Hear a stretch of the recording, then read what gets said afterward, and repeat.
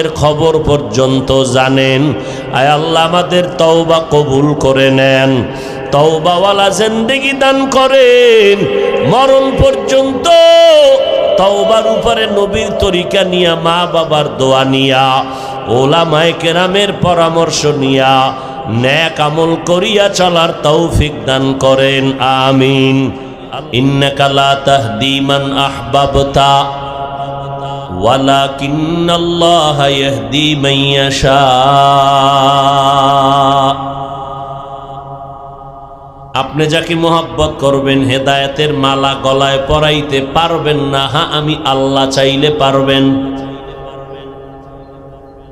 হেদায়েতের মালিক আমি আল্লাহ,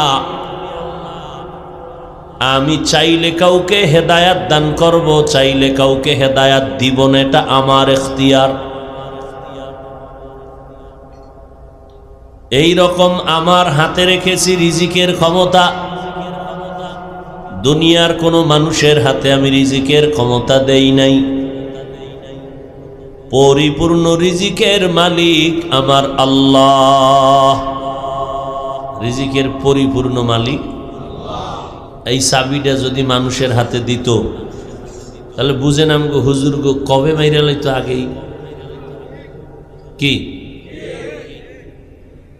কিন্তু আমগো টাকা নাই, বাড়ি নাই, গাড়ি নাই, অস্ত্র নাই, এরপরও জ্বালা হুজুর গনিয়া মুসলমানের ভয় পায়। অথচ আমরা সবাই ফকির, আমাদের টাকা পয়সা কম, গাড়ি বাড়ি কম, দক্ষতা কম, যোগ্যতা কম।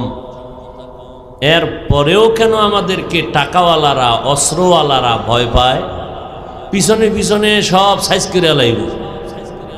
ইমাম সাহেব ভালো না, এই ইমামের এই দোষ সেই দোষ, জোরে কথা কয়, আস্তে কথা কয়, কেরাত লম্বা লয়, চায়ের দোকানে বয়া পুরা ফজর থেকে শুরু। আধা ঘন্টা সমালোচনা করতে করতে 3টা বনরুডি নাই, 6টা খেলা নাই। এর মধ্যে দেখে ইমাম সাহেব তসবি নিয়ে হাঁটতে হাঁটতে আসতেছে মসজিদ থেকে বেরোইয়া। যেই লিডারে এতক্ষণ ইমামের বিরুদ্ধে কইল, লাভ দিয়া ইমামের সামনে দাঁড়ায় সালাম দিছে, সালাম আলাইকুম। সালামের স্টার তো স্টাইল সালামের, সালাম আলাইকুম। তার মানে তোমার উপরে খোদার গজব। তো হুজুরে খায় ওয়ালাইকুম, গজবটা তোর উপরে।